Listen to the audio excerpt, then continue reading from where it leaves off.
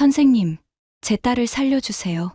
제발. 보스턴 어린이병원 현관 앞 차가운 빛 속에서 저는 낯선 아시아인 남자분의 팔을 붙잡고 있었습니다. 흐르는 눈물이 빗물과 섞여 얼굴을 타고 흘러내렸지만 닦을 생각조차 들지 않았습니다. 제 눈앞에 보이는 흰 가운을 입은 듯한 이 사람이 마지막 희망처럼 느껴졌기 때문입니다. 죄송합니다. 전 의사가 아닙니다. 그제야 자세히 보니 제가 붙잡은 분은 흰 가운이 아닌 회색빛 코트를 입고 계셨습니다. 비에 젖은 코트 자락이 무겁게 늘어져 있었죠. 절박한 마음에 아시아인 의사 선생님이라 착각했던 겁니다. 죄송하다는 말과 함께 부끄러움에 휩싸여 그대로 병원을 뛰쳐나왔습니다. 하지만 그날의 비가 오는 차가운 병원 현관 앞에서 한 낯선 남자와의 우연한 만남이 저와 에밀리의 인생을 완전히 바꿔놓을 줄은 그때까지만 해도 몰랐습니다. 저는 KT 윌리엄스입니다. 보스턴 다운타운 모닝글로리 카페에서 일하는 바리스타예요. 아침 6시부터 오후 2시까지 일하고 그 후엔 이곳 병원으로 와서 에밀리를 돌봅니다. 에밀리는 4살배기 제 딸이에요.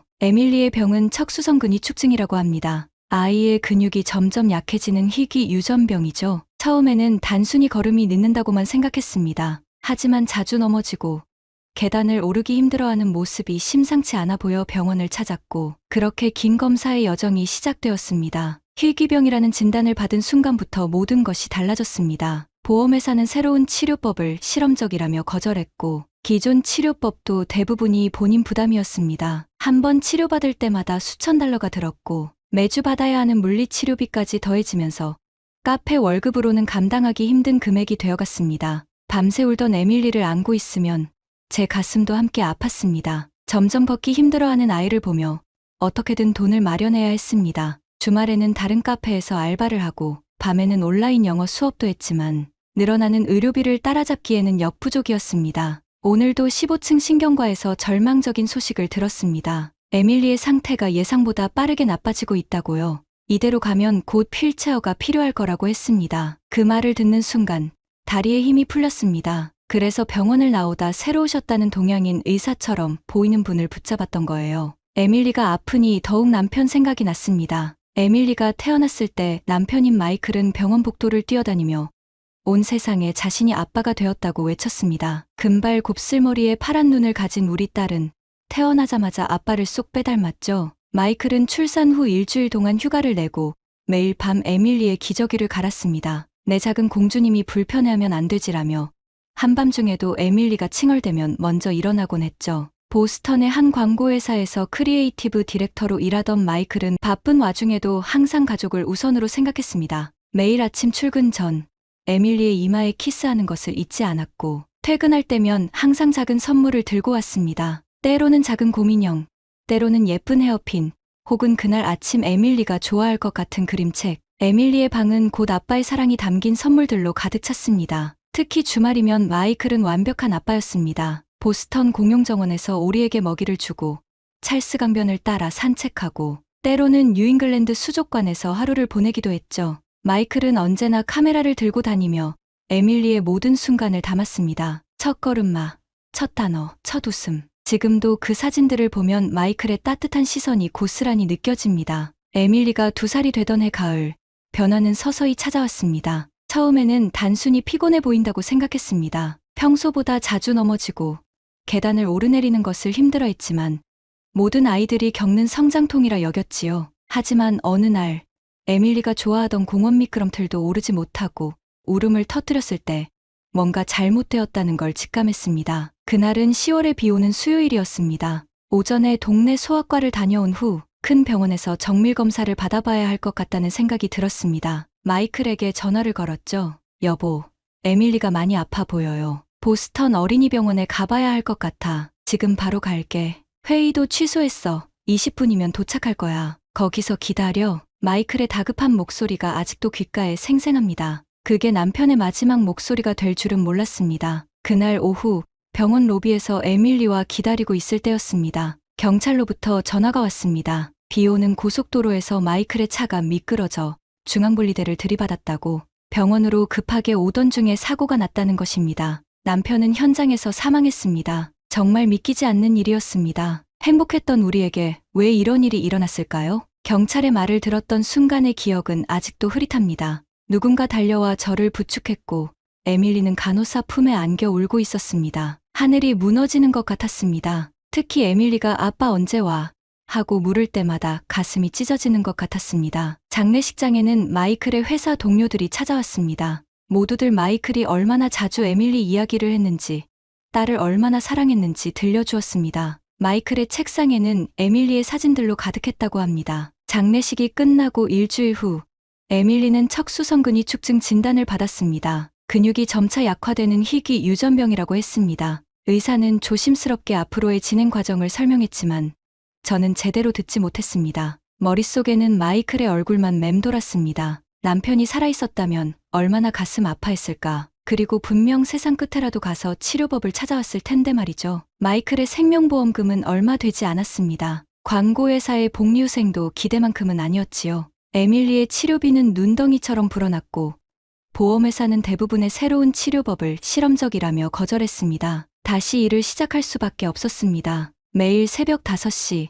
알람이 울리면 조용히 일어나 에밀리의 방에 들어갑니다. 아직도 아빠가 마지막으로 사준 큰 곰인형을 꼭 안고 잡니다. 그런 에밀리의 모습을 보면 마이클의 마지막 모습이 떠오릅니다. 출근하기 전 에밀리의 이마에 꼭 키스하고 가던 그 모습이요. 옆집 제시카 아주머니께 에밀리를 맡기고 카페로 향합니다. 아침 6시부터 오후 2시까지 커피를 만들고 그 후에는 곧장 병원으로 달려갑니다. 주말에는 다른 카페에서 추가 근무를 하고 밤에는 온라인으로 영어도 가르칩니다. 하지만 아무리 일해도 늘어나는 병원비를 감당하기는 버거웠습니다. 지금도 에밀리의 방에는 마이클이 사준 마지막 선물들이 그대로 있습니다. 특히 침대 옆 작은 책상 위에는 마이클이 찍어둔 사진들이 가득합니다. 건강하게 뛰어놀던 에밀리, 아빠 어깨에 올라타 웃던 에밀리, 그 시절로 다시 돌아갈 수만 있다면 얼마나 좋을까요? 다음 날 아침, 여느 때와 같이 모닝글로리 카페에서 일을 시작했습니다. 아직 어두운 새벽, 매일 반복되는 준비 작업을 하고 있었죠. 원두를 갈고 우유를 채우고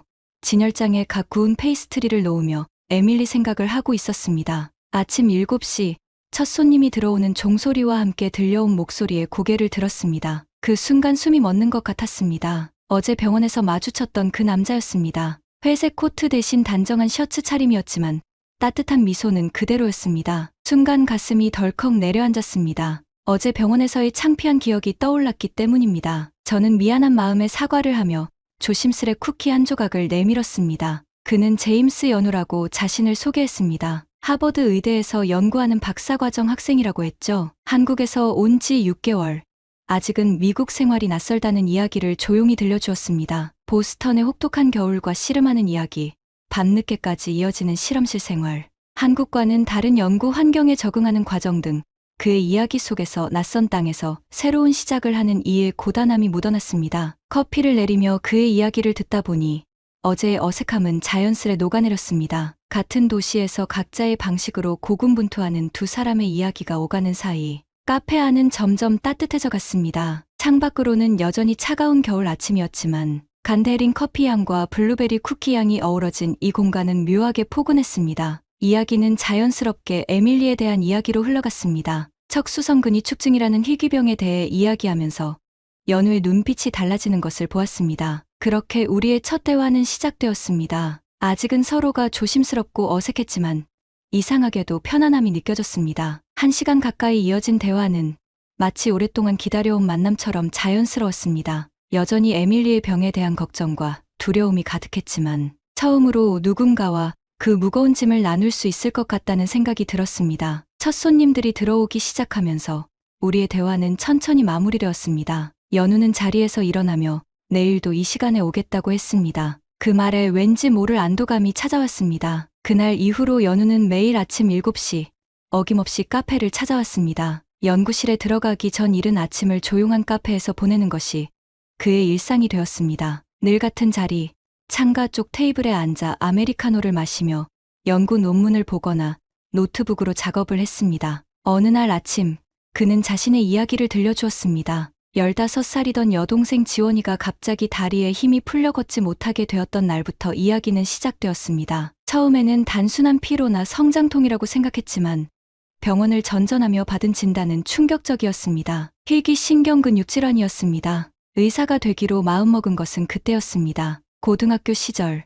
병원 대기실에서 밤을 지새우며 의학 교과서를 읽었고 서울대 의대에 수석으로 입학했습니다. 지원이의 병을 연구하기 위해 신경근육질환을 전공으로 선택했고 밤낮으로 연구에 매진했습니다. 지원이의 상태는 다행히 좋아졌습니다. 새로운 치료법 덕분에 지금은 대학생이 되어 활기찬 생활을 하고 있다고 했습니다. 하지만 연우는 여기서 멈추지 않았습니다. 더 많은 희귀병 환자들을 돕고 싶다는 마음에 하버드까지 오게 되었습니다. 매일 아침 그의 이야기를 들으며 에밀리의 모습이 겹쳐 보였습니다. 어쩌면 이것이 운명일지도 모른다는 생각이 들었습니다. 병원 현관에서의 우연한 만남, 그리고 지금 이 카페에서의 매일 아침, 연우의 눈빛에서 동생을 향한 사랑이 느껴졌고 그것은 제가 에밀리를 바라보는 마음과 닮아 있었습니다. 보스턴의 차가운 겨울 아침, 창밖으로 하얀 입김이 피어오를 때면 연우는 따뜻한 커피를 마시며 연구 이야기를 들려주었습니다. 새로운 치료법 개발에 대한 희망찬 소식, 때로는 실험이 실패했을 때의 좌절감도 진솔하게 나누었습니다. 그의 이야기 속에는 항상 지원이가 있었고 그것은 곧 에밀리를 향한 희망이 되어갔습니다. 하버드 의대 연구실에서는 새로운 유전자 치료법을 연구하고 있다고 했습니다. 아직은 시작 단계지만 언젠가는 에밀리 같은 아이들에게 희망이 될 수 있을 거라고. 그의 말에는 동생을 위해 시작한 의학 연구가 이제는 더 큰 사명이 되었다는 진심이 담겨 있었습니다. 매일 아침 카페에서 시작되는 그의 하루는 어딘가에 아픈 아이들을 위한 작은 희망이 되어가고 있었습니다. 커피향 가득한 이른 아침, 연우의 이야기는 저에게도 작은 위로가 되었습니다. 토요일 아침, 평소와 달리 에밀리를 카페에 데리고 왔습니다. 주말이면 제시카 아주머니도 쉬어야 했고 물리치료도 없는 날이었기 때문입니다. 에밀리는 카페 구석의 작은 테이블에 앉아 그림을 그리고 있었습니다. 요즘은 서 있는 것도 힘들어해서 주로 앉아서 시간을 보냈습니다. 연우가 카페에 들어왔을 때 에밀리는 무지개를 그리고 있었습니다. 평소처럼 창가 자리에 앉으려던 연우의 발걸음이 멈췄습니다. 금발 곱슬머리에 파란 눈을 가진 에밀리가 그의 시선을 사로잡은 것이었습니다. 에밀리도 연우를 발견했습니다. 처음 보는 사람 앞에서 대개는 수줍어하던 에밀리였지만 이상하게도 연우를 보자 환하게 웃었습니다. 마치 오래전부터 알고 있던 사람을 만난 것처럼 자연스러웠습니다. 연우는 에밀리의 테이블 앞에 조심스레 앉았습니다. 그의 품에서 작은 스케치북이 나왔습니다. 연구실에 가는 길에 늘 가지고 다닌다며 에밀리에게 그림을 하나 그려주었습니다. 동생 지원이에게 자주 그려주던 토끼 그림이었습니다. 서툴지만 귀여운 그 그림에 에밀리의 눈이 반짝였습니다. 토끼가 다리가 아프대요. 저처럼. 에밀리의 말에 잠시 숨이 멎는 것 같았습니다. 하지만 연우는 미소를 지으며 그림을 이어갔습니다. 그래서 이 토끼는 특별한 마법의 신발을 신었어. 이 신발을 신으면 하늘도 날 수 있고 구름 위도 걸을 수 있지. 에밀리의 눈이 커졌습니다. 연우는 천천히 이야기를 이어갔습니다. 마법의 신발을 신은 토끼가 하늘을 날아다니며 모험을 하는 이야기. 에밀리는 그의 이야기에 푹 빠져들었고 자기도 모르게 연우의 무릎 위로 기어 올라갔습니다. 카페 안을 가득 채우던 커피향 사이로 에밀리의 맑은 웃음소리가 퍼졌습니다. 연우는 마치 자신의 동생을 대하듯 자연스럽게 에밀리를 안아주었습니다. 그의 품에 안긴 에밀리는 더없이 편안해 보였습니다. 저는 카운터 너머로 그 모습을 지켜보았습니다. 마이클이 떠난 후 에밀리가 이렇게 편안하게 누군가의 품에 안기는 모습을 본 적이 없었습니다. 연우는 마치 오래된 친구처럼 혹은 오랫동안 기다려온 삼촌처럼 자연스럽게 에밀리의 세상에 들어와 있었습니다. 그들은 함께 토끼 그림에 색칠을 했습니다. 연우는 에밀리에게 한국어로 색깔 이름을 가르쳐 주었고 에밀리는 그것을 따라하며 깔깔 웃었습니다. 빨간색은 빨강, 파란색은 파랑. 서툰 발음이었지만 그 순간만큼은 에밀리가 자신의 병을 완전히 잊은 것 같았습니다. 카페에서의 첫 만남 이후 에밀리의 일상에 조금씩 변화가 찾아왔습니다. 연우는 매주 토요일이면 어김없이 에밀리를 위한 새로운 이야기를 준비해왔습니다. 때로는 신비한 모험을 떠나는 토끼 이야기, 때로는 하늘을 나는 강아지 이야기. 그의 서툰 그림과 따뜻한 이야기는 에밀리에게 특별한 선물이 되었습니다. 물리치료가 있는 날이면 연우는 종종 병원에도 들렀습니다. 연구실 일정을 조정해가며 에밀리의 치료 시간에 맞춰 오곤 했죠. 처음에는 의사와 상담하는 것을 도와준다는 명목이었지만 점차 에밀리의 웃음소리를 듣기 위해 오는 것이 되었습니다. 에밀리는 연우를 토끼 삼촌이라고 불렀습니다. 마이클이 떠난 후 처음으로 누군가를 그렇게 특별하게 부르는 것이었습니다. 힘든 물리치료가 끝난 후에도 토끼 삼촌이 기다리고 있다는 생각에 에밀리는 더 이상 울지 않았습니다. 어느 날 연우는 조심스럽게 한국의 이야기를 꺼냈습니다. 서울대병원에서 새로운 치료법을 연구 중이라는 것, 이미 비슷한 케이스에서 좋은 결과가 나왔다는 것, 무엇보다 치료비가 미국의 10분의 1도 안 된다는 것. 그의 이야기는 희망적이었습니다. 태블릿으로 서울대병원의 영상을 보여줄 때 에밀리의 눈이 반짝였습니다. 로봇 수술실과 첨단 장비들이 마치 미래의 병원 같아 보였나 봅니다. 토끼 삼촌, 저기 가면 나도 잘 걸을 수 있어요? 에밀리의 순수한 질문에 연우의 눈가가 붉어졌습니다. 주말이면 우리는 찰스강 공원에서 시간을 보냈습니다. 연우가 에밀리의 휠체어를 밀고 저는 옆에서 도시락을 들었습니다. 마치 오래된 가족처럼 자연스러웠죠. 때로는 연우의 연구실 이야기를, 때로는 제 카페 이야기를 나누었습니다. 그 사이로 에밀리의 웃음소리가 퍼졌습니다. 그러던 어느 날 에밀리가 물었습니다. 엄마, 우리 토끼 삼촌이랑 한국 가면 안 돼요? 순수한 아이의 질문이었지만 그 말은 제 마음 깊숙한 곳을 건드렸습니다. 어쩌면 우리는 이미 오래전부터 그 대답을 알고 있었는지도 모릅니다. 연우는 한국행을 진지하게 제안했습니다. 서울대병원 의료진과 이미 상담도 했고 에밀리의 케이스에 대한 긍정적인 답변도 받았다고 했습니다. 처음에는 두려웠습니다. 낯선 나라, 다른 언어, 새로운 시작. 하지만 에밀리의 웃는 얼굴을 떠올리면 그 모든 두려움이 희망으로 바뀌었습니다. 보스턴의 겨울이 끝나갈 무렵 우리는 한국행을 결정했습니다. 모든 준비가 순조롭게 진행되는 듯했지만 운명은 우리에게 마지막 시험을 준비하고 있었습니다. 비행기가 태평양 상공을 날아가던 중 에밀리가 갑자기 극심한 통증을 호소했습니다. 평소에도 종종 있던 근육 경련이었지만 이번에는 달랐습니다. 에밀리의 얼굴이 창백해지고 숨쉬기도 힘들어했습니다. 고도로 인한 기압 변화가 에밀리의 상태를 급격히 나쁘게 만든 것이었습니다. 의사 선생님 계신가요?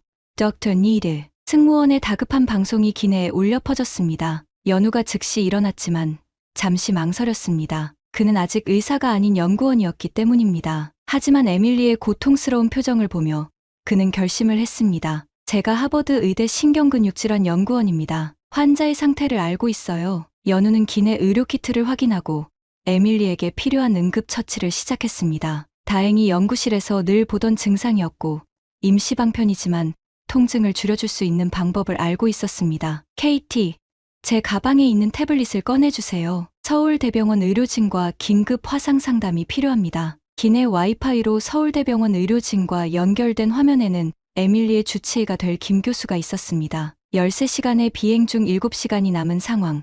그들은 실시간으로 에밀리의 상태를 체크하며 대책을 논의했습니다. 기장은 비상 착륙을 고려했지만 연우와 서울대병원 의료진의 협력으로 에밀리의 상태는 조금씩 안정을 찾아갔습니다. 그 긴박했던 2시간 동안 저는 에밀리의 손을 잡고 끊임없이 기도했습니다. 하지만 이것은 시작에 불과했습니다. 인천공항에 도착했을 때 에밀리는 극도로 지쳐 있었습니다. 기압 변화와 장시간 비행으로 인한 피로가 겹친 것입니다. 입국장을 빠져나오자마자 에밀리는 의식을 잃었습니다. 에밀리, 눈 떠봐. 제발. 연우는 즉시 공항 의료센터에 연락했고 미리 대기하고 있던 서울대병원 응급팀이 곧바로 도착했습니다. 그제야 알게 된 사실이지만 연우는 이미 이런 상황을 예상하고 모든 준비를 해두었던 것입니다. 구급차가 서울로 향하는 동안 에밀리의 상태는 계속 불안정했습니다. 하지만 이번에는 달랐습니다. 실시간으로 환자 정보가 병원에 전송되고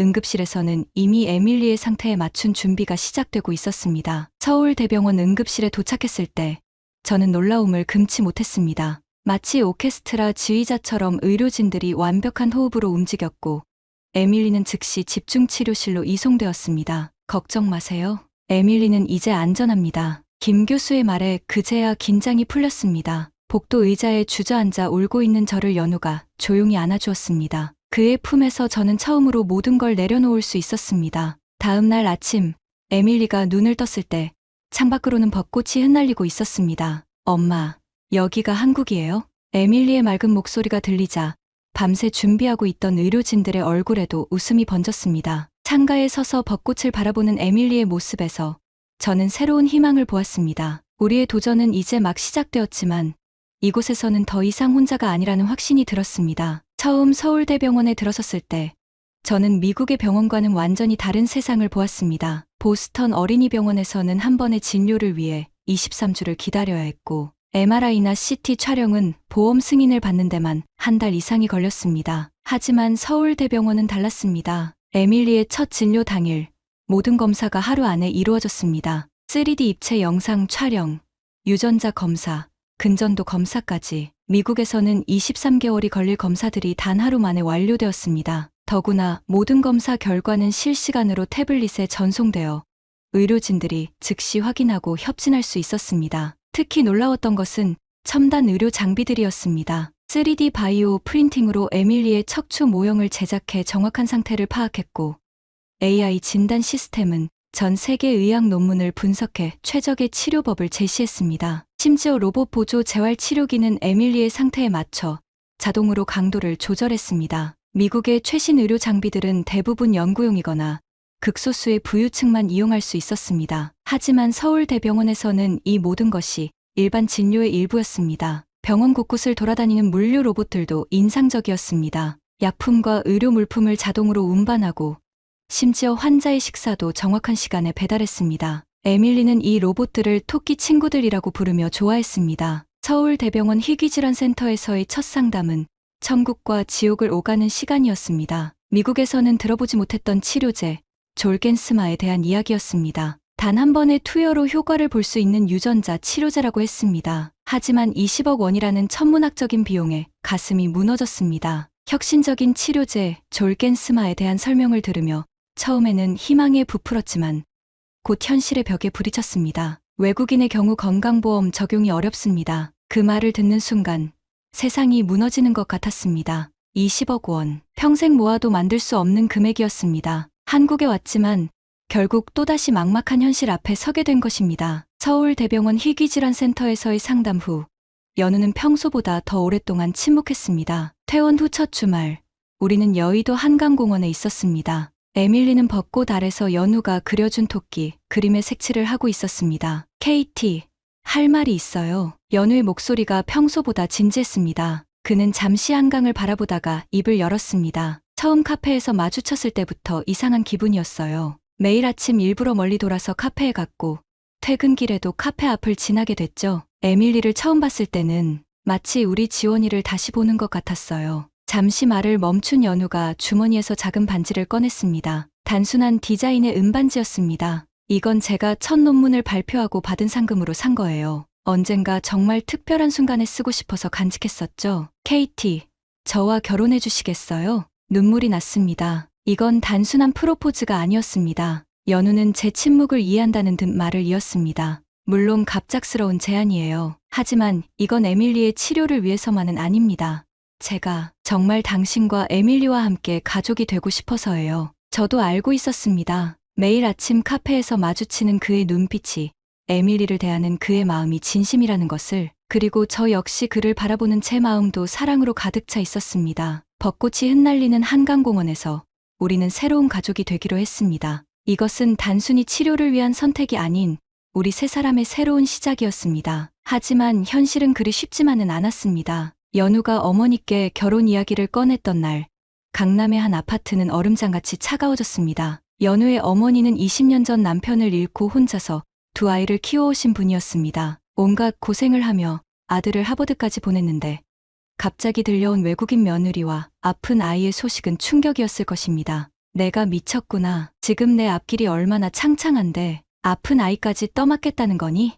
어머니의 반대는 단호했습니다. 특히 에밀리의 병을 아셨을 때 어머니의 표정은 더욱 굳어졌습니다. 우리 지원이 아플 때 얼마나 힘들었는지 너도 알잖아. 그런데 또 아픈 아이를. 연우는 조용히 어머니의 손을 잡았습니다. 그래서 더 잘 알아요. 엄마, 지원이가 아팠을 때처럼 이번에는 제가 그 가족에게 희망이 되어주고 싶어요. 하지만 어머니의 마음은 쉽게 열리지 않았습니다. 에밀리는 수줍게 그림을 어머니께 건넸습니다. 순간 어머니의 눈시울이 붉어졌습니다. 20년 전 같은 자리에서 아픈 지원이가 그림을 그리던 모습이 떠오르셨을지도 모릅니다. 저는 조용히 어머니께 커피를 가져다 드렸습니다. 하고 싶으신 말씀이 많으실 거라 생각했지만 어머니는 그저 커피만 조용히 드셨습니다. 며칠 후 어머니는 처음으로 우리를 저녁 식사에 초대하셨습니다. 손수 김치찌개를 끓이시며 에밀리에게 한국 음식을 차근차근 설명해 주셨습니다. 에밀리가 젓가락질을 서툴게 하자 어머니는 마치 오래전부터 기다려온 손녀를 대하듯 정성스레 가르쳐 주셨습니다. 얼마 후 서울대병원 소아병동의 특별 치료실은 긴장감으로 가득했습니다. 에밀리는 졸겐스마 투여를 위한 준비를 하고 있었고 의료진들은 마지막 검사 결과를 확인하고 있었습니다. 연우는 의사가 아닌 가족으로서 에밀리의 손을 잡고 있었습니다. 치료제 투여는 생각보다 조용하게 진행되었습니다. 마치 평범한 링거처럼 보이는 수액 속에 에밀리의 미래가 담겨 있었습니다. 에밀리는 연우가 들려주는 토끼 이야기를 들으며 잠이 들었습니다. 치료 과정 내내 의료진들은 놀라워했습니다. 보통의 환자들과 달리 부작용이 거의 없었고 에밀리의 생체 지표들도 안정적이었습니다. 그동안의 연구가 에밀리의 치료에 도움이 된 것 같다며 연우는 조용히 눈물을 닦았습니다. 이틀 후 에밀리는 퇴원했습니다. 이제부터는 매주 외래 진료를 통해 상태를 체크하고 새로운 물리치료 프로그램을 시작하게 될 거라고 했습니다. 한 달이 지났을 때 첫 번째 변화가 찾아왔습니다. 에밀리가 혼자서 일어서려 시도했던 순간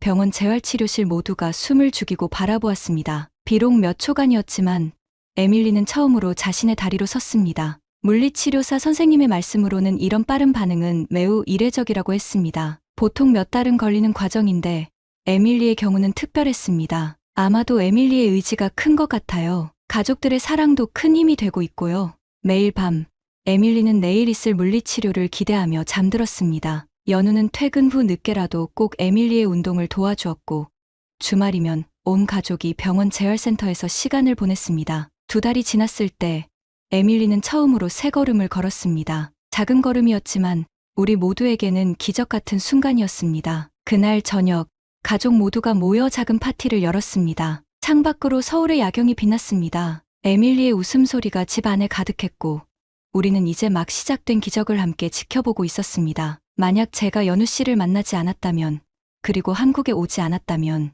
아마도 저는 여전히 보스턴에서 끝없는 병원비를 걱정하며 하루하루를 버티고 있었을 것입니다. 에밀리는 치료받을 기회를 제대로 얻지 못한 채 시간이 지날수록 점점 더 약해졌을지도 모릅니다. 미국에서는 단순한 검사 하나를 받기 위해 몇 주를 기다려야 했고 치료를 결정하기도 전에 보험 승인 절차부터 해결해야 했습니다. 하지만 한국에서는 모든 것이 달랐습니다. 한국 의료의 효율성과 시스템은 그야말로 경이롭다고밖에 표현할 수 없습니다. 서울대병원에서는 하루 만에 모든 검사를 마칠 수 있었고 치료 과정 역시 체계적이고 신속했습니다. 미국에서는 최첨단 의료 기술이 있더라도 이를 실제로 이용하는 것은 오직 극소수의 부유층뿐이었습니다. 반면 한국에서는 세계적인 수준의 의료 서비스를 누구나 접근할 수 있도록 제공하고 있었습니다. 특히 유전자 치료제 졸겐스마를 고려할 때 미국에서는 20억 원이라는 천문학적인 비용이 필요했지만 한국에서는 건강보험과 지원 제도를 통해 환자들이